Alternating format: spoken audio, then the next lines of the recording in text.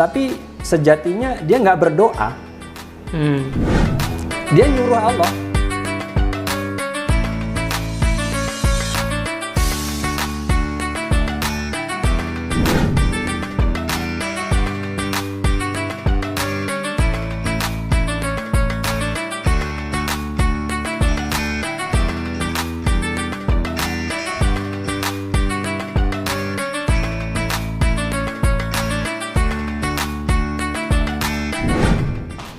Assalamualaikum warahmatullahi wabarakatuh. Waalaikumsalam. Pemirsa BMH TV dimanapun Anda berada, kita bersyukur selalu dapat karunia dari Allah SWT, terutama di bulan suci Ramadan ini. Semoga kita semakin menjadi orang yang terdepan di dalam kebaikan. Salah satunya dengan menyempatkan diri tadabbur Al-Quran. Tidak sempat melakukan seorang diri di rumah, ada channel BMH TV yang menyajikan tadabbur harian Ramadan. Langsung saja bersama saya ada Ustadz Ruhul Muhammad. Surat apa? Ayat keberapa, Ustadz? Ya, baik. Pada perjumpaan kita kali ini kita akan tadabbur surat Al-A'raf ayat 55 dan 56. Saya baca dulu ya, Ustadz ya. Ya. A'udzu billahi minasy syaithanir rajim. Bismillahirrahmanirrahim. Ud'u rabbakum tadarru'an wa khufyah. Innahu la yuhibbul mu'tadin. ولا تفسدوا في الأرض بعد إصلاحها وادعوه خوفا وطمعا إن رحمة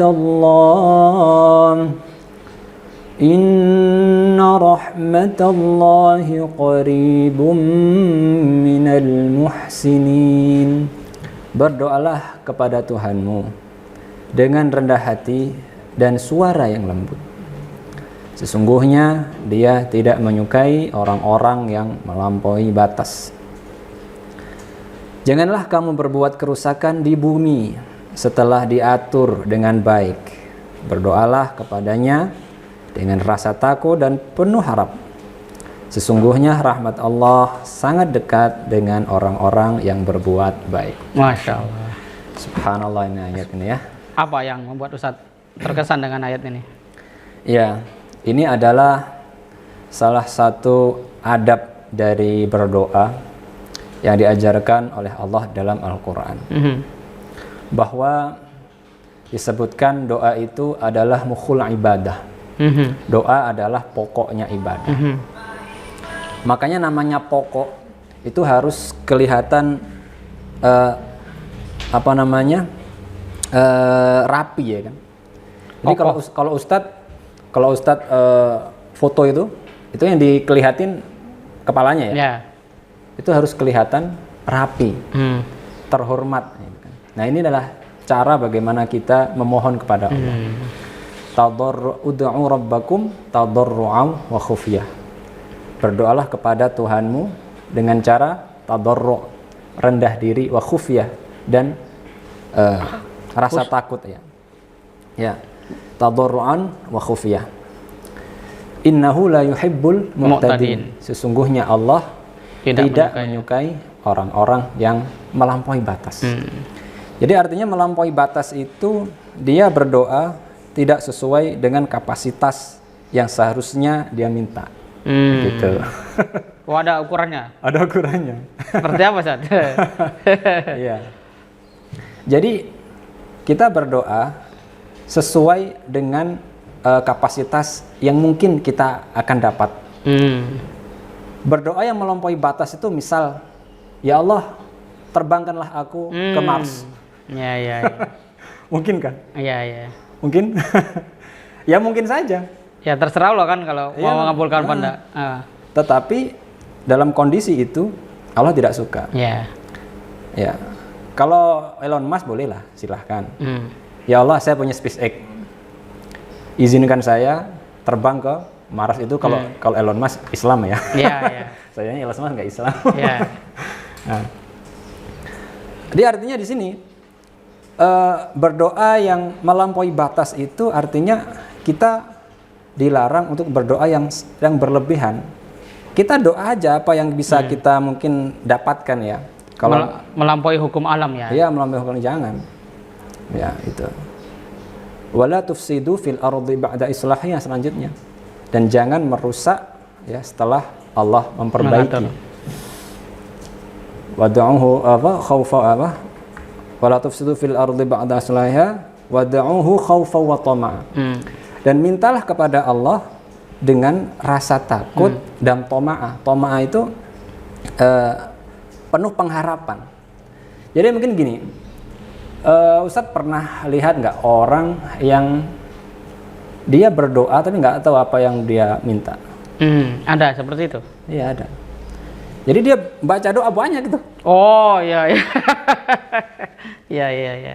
Semua diminta disebut. Semua diminta disebut. Dibaca. Nggak tahu apa yang diminta. Diminta. Ya, ya. Itu nggak benar itu. Itu adabnya nggak dipakai. Kira-kira Allah kasih nggak? Ya insya Allah ya sulit untuk Allah kasih itu karena nggak pakai adab. Perintahnya adalah ud'u rabbakum tadarru'an wa khufyah innahu la yuhibbul mu'tadin wa la tufsidu fil ardi ba'da islahiha wad'uhu khawfan wa tama'an. Khaufan wa tama'an. Ya, jadi sini kita dapat pelajaran bahwa jikalau doa itu memenuhi standar bagaimana Allah itu berikan caranya, insya Allah doa itu akan dikabulkan. Sebagaimana ulama mengatakan doa yang mudah dikabulkan adalah doa yang muncul dari hati, didasari oleh kerendahan diri dan pengharapan kepada Allah. Ada orang berdoa, tapi sejatinya dia nggak berdoa, dia nyuruh Allah. Ya ya ya. Memang sih antara doa sama nyuruh itu beda tipis. Misal contoh begini ya. Saya minta ke Ustadz saya nyuruh saya. Pak Ustadz, tolong ambilkan kursi itu ke saya. Kalau saya itu loh minta tolong kan, artinya berdoa kan. Sekarang saya nyuruh, Pak Ustadz ambilkan kursi itu ke saya. Bedanya apa? Tolong. Beda tipis. Yang satu minta tolong, yang satu nyuruh. Nah, kadang orang itu nyuruh sama Allah itu. Nah, dia minta agar dikabulkan doanya, tapi dia nggak khaufan. Gitu. Dia nggak takut melanggar larangan Allah. Dia nggak takut nggak menjalankan sunnah-sunnah Rasulullah. Doa aja. Ya, ya. Dan juga nggak tomaan, nggak mengharap. Artinya apa? Dia berdoa itu sekedar untuk menguji benar gak sih Allah kasih. Ya, ini adab doa yang tidak diterapkan. Nah, model-model doa seperti ini ya jangan harap segera dijabah sama Allah. Begitu. Bentuknya gimana itu? Tadarruan itu, wa khufiyah itu. Kalau apakah seperti selesai sholat begini atau seperti apa yang diteladankan atau dilakukan oleh para nabi gitu? Sebenarnya doa tadarru itu artinya ada merendah diri. Jadi merendah diri itu memang betul-betul kita itu butuh dengan doa itu.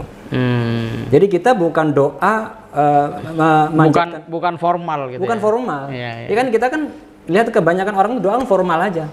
Baca doa, baca gitu. Nah, itu yang nggak memenuhi adab. Tadarru harus merasa bahwa ya Allah memang benar-benar aku mau ini. Begitu. Jadi perasaan hati ya. Iya. Tadarruan tuh hati. Karena memang doa itu adalah kepalanya ibadah. Kalau kepalanya nggak jelas gimana? Gitu.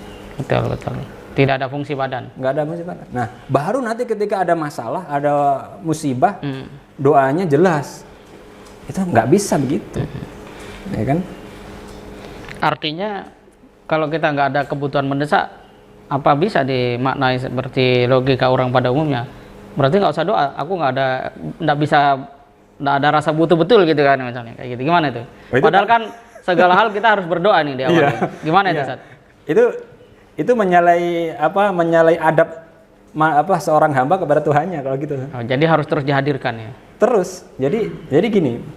Jadi kita berdoa itu sebenarnya adalah kita memohon, bukan menyuruh. Gitu kan. Ya namanya memohon. Kalau yang menyuruh kan umatnya Nabi Musa ya. Iya itu. Ud'u ila rabbaka kan gitu. Suruh berdoa kepada Tuhanmu gitu kan. Mintalah Tuhanmu supaya memunculkan, menumbuhkan, gitu. Menumbuhkan apa itu namanya sayur-sayuran kayak timun, kayak Jadi bukan seperti itu doa. Jadi adab doa yang diajarkan oleh Allah pada umat kita umat Islam ini adalah seperti itu. Tadarruan wa khufiyah. Apa seperti doa Nabi Zakaria itu? Yang gimana? Nabi Zakaria itu kan doa Zakaria Robba, terus selanjutnya itu kan ada itu penjelasannya bahwa Nabi Zakaria berdoa dengan suara lembut. Oh iya. Iya. Jadi doa Zakaria, doa Nabi Zakaria itu beliau meminta keturunan. Ya. Dan dia mengatakan aku tidak pernah lam akun bidoaika Robbi Syakia. Aku tidak pernah putus asa dengan berdoa kepadamu. Itu gimana? Ya. Jadi Nabi Zakaria itu dalam kisah ya di beberapa sumber beliau meminta keturunan itu sejak usia sebelum tua itu. Tapi Allah kasih keturunan Yahya ini ketika beliau sudah tua. Sangat tua ya. Artinya beliau doa itu panjang. Begitu. Dari muda sampai tua. Sampai tua begitu. Jangan berhenti ya. Jangan berhenti. Jadi nggak berhenti gitu. Apakah doa Nabi Zakaria kalau demikian itu nggak dikabulkan oleh Allah karena faktor X? Nggak juga. Karena Nabi kalau berdoa pasti dikabulkan. Itu adalah sebagai pelajaran sebetulnya untuk umatnya bahwa berdoa itu jangan melulu ketika belum diijabah dalam waktu tertentu yang kita harapkan, terus kita berhenti. Iya. Nah itu nggak bisa begitu. Adabnya kurang. Ya, artinya pelajarannya adalah doa saja terus, gitu kan, sampai Allah yang memutuskan. Ya, dan dari kisah Nabi Zakaria itu Allah ingin memastikan bahwa setiap doa yang terus menerus pasti Allah kabulkan, gitu saja. Pasti Allah kabulkan. Jadi ud'uni astajib lakum itu hak. Betul. Jadi mintalah kepadaku, niscaya aku akan memberi. Kira-kira benar nggak sih kalam itu? Ud'uni astajib lakum. Ya pasti benar ya. Allah yang kasih. Nah, kita perlu paham juga bahwa Allah itu bijak dalam memberi kepada hambanya. Pengabulan doa kepada hambanya. Misal begini nih, contoh ini, tukang tambal ban. Ya Allah, lariskanlah kerjaku ini nambal ban. Apa konsekuensi dari ijabah doa itu? Ya, banyak motor harus bocor. Banyak motor yang harus pecah itunya, bannya, ya kan? Artinya satu sisi Allah mengabulkan doa si tukang tambal ban ini, satu sisi Allah juga harus mencelakai, dalam tanda kutip mencelakai ya, orang yang punya motor. Begitu. Nah, sama dengan doanya seorang dokter. Ya Allah, sukseskanlah usahaku ini jadi dokter. Apa konsekuensinya itu? Harus banyak yang sakit. Begitu. Artinya dengan demikian, ketika doa kita itu belum diijabah sesuai dengan harapan yang sesuai dengan jangka waktu yang kita harapkan, itu bukan berarti Allah itu nggak ijabah doa. Tapi Allah itu menyesuaikan dengan secepat mungkin ijabah doa itu bisa diberikan kepada hambanya. Karena ada hamba-hamba yang lain juga berdoa. Begitu. Berarti kalau begitu bagusnya penjual makanan ini. Ya Allah, lariskan makananku, berarti kan ada orang lapar dan dia punya uang beli gitu. Bisa juga. Artinya prinsipnya Allah Maha Bijaksana. Allah Maha Bijaksana. Mengendalikan sedemikian rupa. Dan perlu dicatat juga bahwa tadi saya sebutkan di awal bahwa berdoa itu beda dengan kita memerintah. Makanya di sini khaufan wa tama'a. Artinya apa khaufan itu? Ketika kita berdoa kepada Allah, kita juga harus takut larangan-larangan Allah. Gitu. Nah, ada orang bukan berarti khaufan itu menangis pada saat berdoa, bukan? Oh enggak, menangis gampang aja. Oh gitu ya? Gampang. Kalau cuma menangis ya kan. Misal Ustadz ini saya prank ya kan. Ya. motornya saya ambil. Menangis nggak doa? Ya. Begitu ya. Tapi pertanyaannya, apakah si fulan yang saya prank itu dia memperhatikan larang-larangan Allah nggak? Dia bertakwa nggak sama Allah? Begitu. Jadi kalau ini nggak bertakwa ya nggak khaufan wa tama'an. Wal yastajibu li wal yu'minu bi itu ya. Iya, la'allahum yarshudun. Jadi kita harus paham bahwa berdoa itu jangan disamakan dengan merintah. Kalau merintah terserah lah. Ya. Misalnya saya punya karyawan gitu ya. Karyawan saya gaji. Cuci motor saya. Kalau dia nyuci, saya kasih gaji. Kalau dia nggak nyuci, saya nggak akan kasih gaji. Saya berlaku semau saya sama dia, ya terserah saya nyuruh dia. Apakah sama kita dengan Allah? Ya, beda. Ya. Kita sama Allah itu namanya memohon. Namanya memohon kita juga harus begini. Ya kan? Harus tadarru. Nggak boleh kita semena-mena. Begitu. Jadi tadarruan wa khufyah, kemudian khaufan wa tama'an itu adalah setelah kita berdoa, kita kemudian mengikuti aturan-aturan Allah. Iya, takut melanggar ya, takut melampaui batas. Iya, betul. Kemudian penuh harap. Ya. Dan kalau kita berdoa dan belum muncul rasa percaya, artinya tidak betul-betul berharap kepada Allah, maka rasa berharap itu harus kita tumbuhkan. Harus kita tumbuhkan dulu. Jadi 4 dasar ini harus dimiliki oleh seorang pendoa agar doanya itu diijabah oleh Allah. Dan perlu dicatat juga sekali lagi, jadi ijabah doa itu nggak harus sesuai dengan apa yang kita inginkan barangkali ya kan. Bisa jadi ijabah doa itu Allah wujudkan dengan kesehatan kita. Bisa juga Allah wujudkan dengan diampuninya dosa-dosa kita. Dan itu lebih baik ya. Iya. Bisa jadi Allah wujudkan dengan keselamatan keluarga kita. Atau Allah tunda di hari dari kiamat, di hari akhir. Karena apa? Pertimbangan-pertimbangan yang Allah lebih tahu gitu kan. Makanya ya teruslah berdoa. Memang saya juga berdoa. Ya Allah, saat ini motor saya seperti itu. Engkau sudah tahu ya kan. Lebih tahu. Entah tahun berapa saya bisa ganti motor yang lebih baik ya. Tapi tetap kita berdoa. Apakah dengan motor saya kondisi seperti itu saya sudah berdoa 1 tahun kok belum berubah terus saya berhenti berdoa? Ya nggak gitu juga ya kan. Jadi itulah adab doa. Dan perlu dicatat lagi yang terakhir, doa itu anti dengan orang yang memakan barang haram. Kalau kita berdoa tapi masih ada yang haram yang kita makan, maka jangan berharap doa itu akan diijabah. Karena itu tadi, innallaha thayyibun la yaqbalu illa thayyiban. Sesungguhnya Allah itu baik dan tidak akan menerima kecuali yang baik. Kan pernah itu disebutkan dalam satu hadis itu, ada seorang yang rambutnya kusut ya, perjalanan jauh berdoa di depan Ka'bah, ya Rabbi ya Rabbi. Apa ya kata Rasulullah? Fa anna yustajabulah. Bagaimana doanya bisa diijabah oleh Allah? Makanannya haram ya kan, pakaiannya haram, dan dia diberi makan dari cara yang haram. Begitu. Artinya haram itu adalah penghalang doa. Nah, di sini kita bisa ambil pelajaran bahwa doa kepada Allah sejatinya kita sedang merepresentasikan ketakwaan kita kepadanya. Maka jangan bermain-main di dalam berdoa. Dan khususnya bagi yang suka doa, suka doa tapi cuma baca-baca doa aja, itu diperbaiki, dipahami artinya. Misalnya ada doa doa wirid, wirid itu dipahami maksudnya, jangan cuma berdoa. Saya jangan perhatikan itu. Ada orang doanya semangat itu, cuman dengan cara yang ngawur, gak tahu artinya juga. Itu harus diperbaiki juga. Gitu.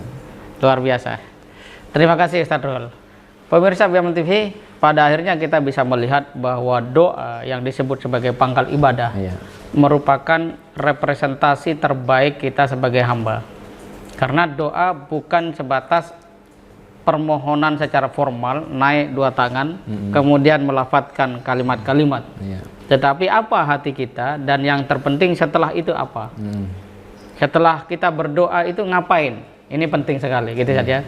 Termasuk menjaga diri dari hal-hal yang secara langsung ataupun tidak langsung dapat menghambat pengabulan doa itu sendiri. Meskipun kalau kita sudah berada di dalam jalur yang tepat, kemudian kita merasa doa kita begitu lama dikabulkan, jangan putus asa, gitu ya. Karena Allah sudah memberikan contoh kisah Nabi Zakaria yang tidak mungkin itu. Apa perkara yang paling tidak mungkin manusia minta pada saat kondisinya seperti Nabi Zakaria? Ya punya anak. Tetapi oleh Allah justru diberikan pada saat akal manusia mengatakan tidak mungkin. Betapa Allah itu maha kuasa. Dengan demikian, maka kita isi Ramadan pada tahun ini dengan memperbanyak doa. Memperbanyak doa artinya menjaga diri kita saja dari hal-hal yang membuat kita kehilangan rasa rendah diri kepada Allah, membuat kita kehilangan rasa takut dari Allah, kemudian rasa berharap sepenuh hati hanya kepada Allah. Kita ketemu lagi pada tadabbur harian Ramadan yang akan datang. Terus dukung BMH TV, channel yang cerdas menggerakkan, dengan cara like, komen, share, dan subscribe. Assalamualaikum warahmatullahi wabarakatuh. Waalaikumsalam.